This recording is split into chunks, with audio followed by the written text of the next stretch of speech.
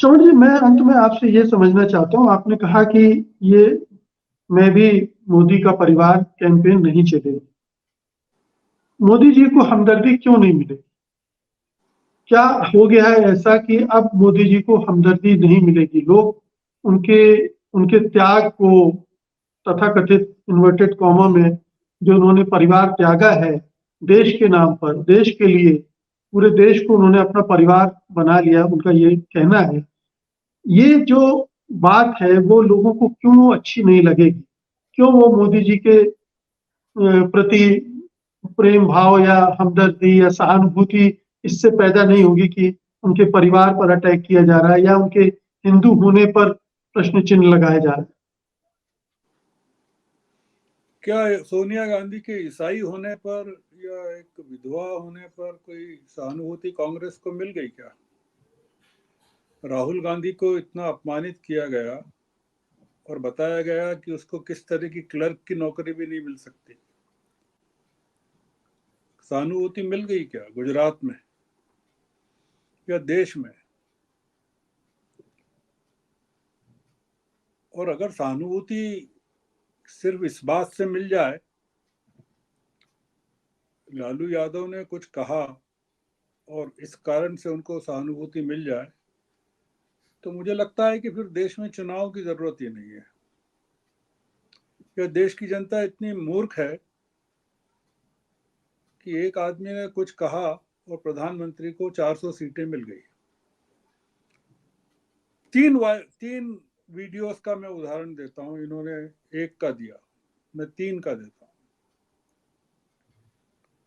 हूं। अगर राजनाथ सिंह में भी मोदी का परिवार है हुए, तो मोदी जी को आगे बढ़कर वो माला उनके गले में डालना थी। इसलिए डालना थी कि बिहार के औरंगाबाद में जब नीतीश कुमार उस माला से बाहर रख रहे थे अपने आप को, तो मोदी जी ने आगे बढ़कर उनके गले में माला डाली और उनको माला के अंदर ले लिया। एक और वीडियो वो है जिसमें जेपी नड्डा मंच पर आते हैं और भीड़ की तरफ हाथ हिलाते हैं और अमित शाह उनको हाथ खींच के पीछे कर देते हैं। मोदी जी का परिवार सुविधा का परिवार है। उनको इस समय नीतीश कुमार की ज्यादा जरूरत है, राजनाथ सिंह की कम जरूरत है। जेपी नड्डा की जरूरत है, जून तक का एक्सटेंशन है उनको। और अब हमको मांग करनी चाहिए, सोशल मीडिया पे लोग मांग करेंगे कि सुप्रीम कोर्ट में इलेक्टोरल बॉन्ड्स को लेकर एसबीआई का जो हलफनामा आया है, जिसमें उन्होंने जून तक का टाइम मांगा है, एसबीआई को भी अपने लोगों में लिख देना चाहिए, मैं भी मोदी परिवार।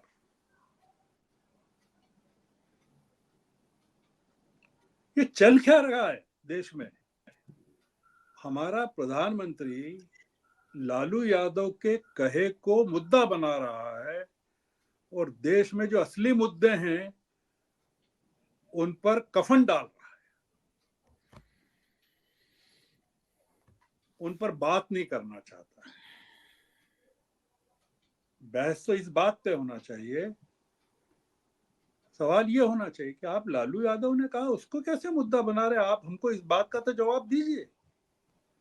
जो मुद्दा राहुल गांधी उठा रहे हैं आपसे कि भाई जिस पर उन पर पार्लियामेंट में इतनी सख्त कार्रवाई हुई, वो तो राहुल गांधी ने उठाया था ना। जो सवाल लालू यादव उठा रहे हैं कि आपका मोदी जी, आपका अडानी से क्या रिश्ता है, तो मोदी जी को अब कहना चाहिए ना कि वो भी मेरा परिवार है। और यह अडानी जी कहें कि मैं भी मोदी परिवार।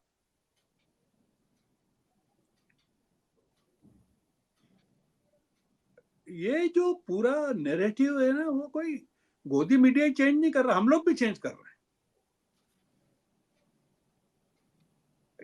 गोदी मीडिया पर डालकर नहीं बच सकते, हम लोग भी बचना चाहते हैं। हम लोग भी बहस नहीं करना चाहते कि ये गलत हो रहा है, ये जो मोदी जी कर रहे हैं। हम भी, हमारी शुरुआत ही ऐसी है कि लालू यादव को इस तरह से नहीं कहना चाहिए। मुद्दा ये है कि लालू यादव को क्या कहना चाहिए। आप उनको, उनके परिवार के लोगों को, उनके बच्चों को प्रोसिक्यूशन जिस तरह का हो रहा है, तो क्या चिंता है लालू यादव को? आप डाल नहीं ना जेल में, जेल जाने से डरता नहीं है वो। एकमात्र आदमी उनके, तेजस्वी ने यही तो कहा कि मेरे पिताजी डरते नहीं है किसी भी चीज से।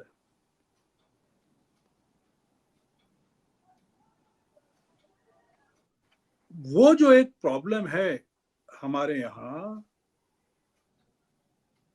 और राहुल गांधी भी कहते हैं, एक चीज जिसकी तरफ किसी ने नोटिस नहीं किया होगा कि राहुल गांधी अभी तक अपने भाषणों में जो कहते थे शब्द, मोदी जी कहते हैं, अब वो राहुल गांधी के नए आप सुनिए, मोदी कहता है।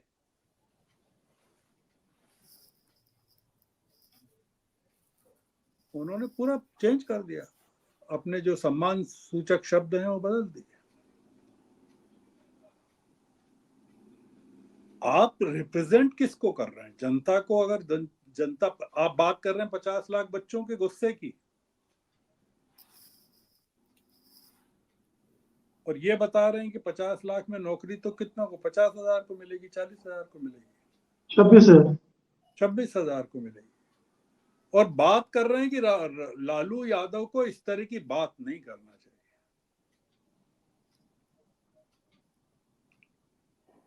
तेजस्वी यादव 10 लाख लोगों को नौकरी देने की बात कर रहे हैं। बात ये होना चाहिए ना कि नीतीश कुमार एक परिवार छोड़ के इस तरह से, आपने सुना होगा ना भाषण उनका, नीतीश कुमार का, वो जो उन्होंने वहां दिया औरंगाबाद में, अब हम परमानेंटली यहाँ आ गए हैं, हम नहीं जाएंगे कहीं, हम ये वादा करते हैं, हमने वचन दिया है। और मोदी जी खिलखिलाकर हंस रहे हैं।